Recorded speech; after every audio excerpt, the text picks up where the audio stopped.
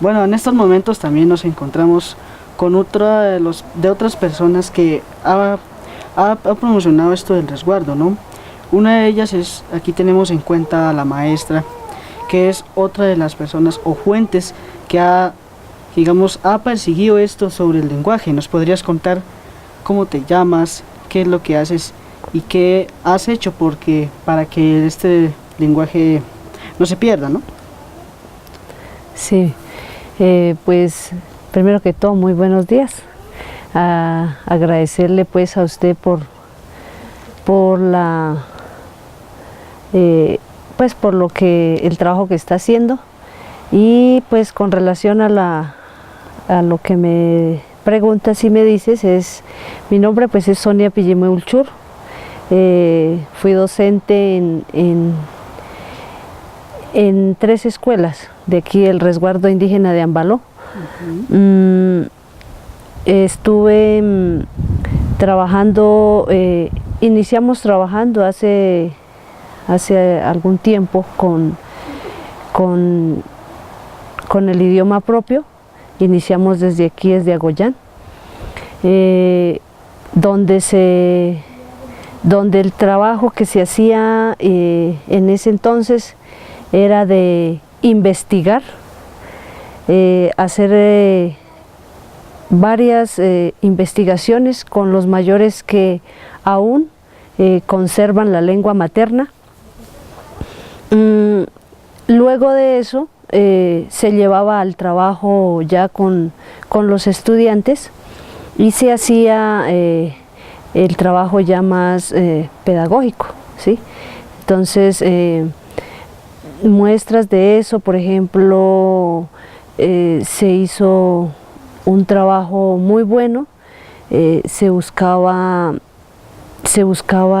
ayudas económicas de otras ONGs.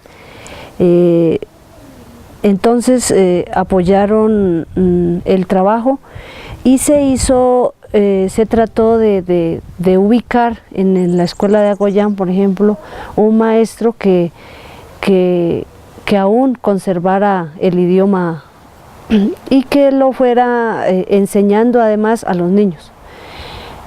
Hasta ese tiempo se le enseñaba, y creo que aún el compañero lo viene haciendo. El profesor se llama Ricardo Tunuala. Hubo un buen equipo de trabajo, porque pues ya las cosas pues paulatinamente se fueron se puede decir, nos fueron trasladando a otras sedes, a otras sedes educativas. Por lo tanto, pues el trabajo sigue, ¿no? Nosotros cuando estamos identificados, cuando reconocemos nuestra historia, conocemos nuestro proceso organizativo, entonces nosotros vamos haciendo trabajos en las demás sedes a donde nos hayan trasladado, ¿no? Ese fue como el trabajo que estuvimos haciendo, y pues no sé cómo ahora lo estén trabajando. Algunas cosas se lograron rescatar, las culturas, las costumbres, se pudieron hacer.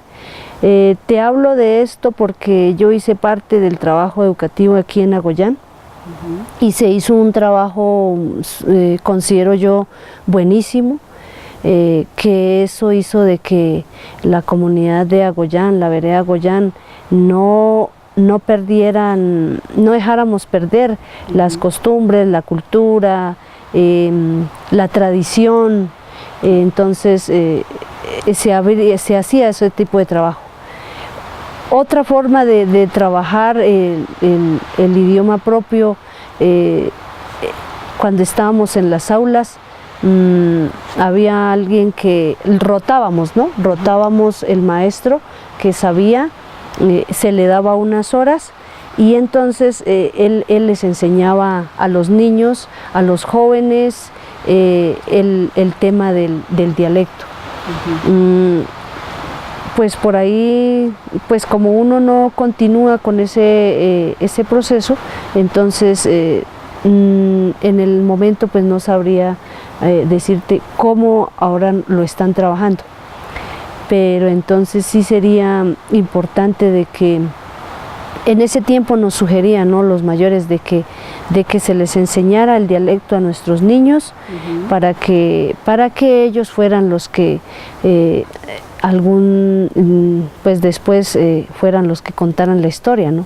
Entonces pues ese fue como el trabajo que se pudo hacer. ¿Qué otras fuentes utilizaron en esa época para digamos, reconstruir el lenguaje tradicional? Bueno, además de los mayores, pues se hizo varios conversatorios, ¿no? Se tuvo la oportunidad de reunir a los mayores que aún manejaban el idioma, y ellos eran se trataba pues de poder, ellos lo hablaban, y nosotros lo que se hacía era hacer grabaciones y tratar de llevarlo ya a la escritura. Pues eso fue como otra fuente de trabajo que se logró hacer. Sin embargo, hay algo también importante, ¿no? Dicen que antiguamente los niños, o lo mejor más conocido, perdón, por los mayores, manejaban muy bien este tipo de dialecto, ¿no? ¿Qué pasó, o qué fue la circunstancia que pasó para que este dialecto no se perdiera? A pesar de que hoy en día contamos con tecnologías, con el avance también incluido, ¿qué pasó con eso? Pues considero yo que parte de que en gran parte pues se perdió el dialecto, porque nos cuentan los mayores de que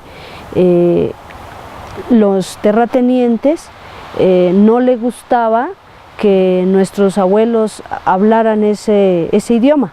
Entonces, por ejemplo, tenía yo pues los abuelos de nosotros, paternos y maternos, ellos hablaban el idioma.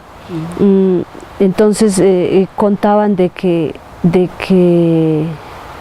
no, que les decían, los terratenientes les decían, no hablen eso tan feo. Claro, ¿por qué les parecía feo? Porque como ellos no lo entendían, no entendían qué era lo que estaban diciendo. Entonces por eso fue cuando les prohibieron que hablaran eso, les decían que eso era algo feo, entonces por ahí entonces fueron cohibiéndole a nuestros abuelos, les cohibían eso. Entonces por eso considero yo que ya a nosotros, a los hijos y nosotros los nietos, ya no nos enseñaron el idioma, ¿sí? Porque pues porque tal vez les daba pena, les daba miedo, se dejaron absorber, diría yo, de lo que decían los terratenientes. Entonces, por eso aún no, pues algunos sí lo conservan, algunos conservan el idioma. Por eso es importante de que para uno enseñarle a los hijos es saber el idioma propio, es conocer, es saber hablar y poderle enseñar a nuestros hijos. Pero como a nosotros no nos lo enseñaron, pues entonces quedamos cortos en esa parte. ¿Qué mayores o qué personas así todavía digamos conocen o todavía mantienen ese lenguaje? Los mayores que mantienen aún el lenguaje pues te podría mencionar algunos nombres, ¿no? El mayor Misael Camayo, el mayor Joaquín Pechané, la mayora de Ascensión Yalanda, el profesor Víctor Yalanda también, don Miguel Yalanda, don Luis Pechené, Sí. de allá de acá abajo de La Palma. Ujú. ¿Qué otra persona de por acá, por estos lados? A ver, le digo. Otro también conocido es que todavía digamos, tiene un concepto, así es el profesor, si no estoy mal, el profesor Cruz, Ujú. ¿cierto? Él es otro de los compañeros, él vive en Media Loma. Y allá también está el profesor Ricardo, que también es otra fuente de donde se podría rescatar para mirar lo del idioma propio. Creo que ellos estaban haciendo un trabajo no solo investigativo, sino también ya como más práctico para ya empezar a trabajar con los estudiantes. Yo considero de que sí, la lengua materna debería de sabérsela uno como padre de familia para podérsela enseñar a nuestros hijos, pero pues como pues verdad no tenemos no tuvimos esa capacidad de aprenderlo, entonces por eso estamos cortos en ello. Sin embargo, dices que la lengua materna hace como digamos influencia de que hacen cargas como de las mamás, ¿no? ¿Cierto? Ujú. Entonces, ¿cómo fue ese papel o si algún día tuviste esa experiencia, cómo fue, digamos, de esa involucración? ¿Cómo pasó o cómo sucedió para que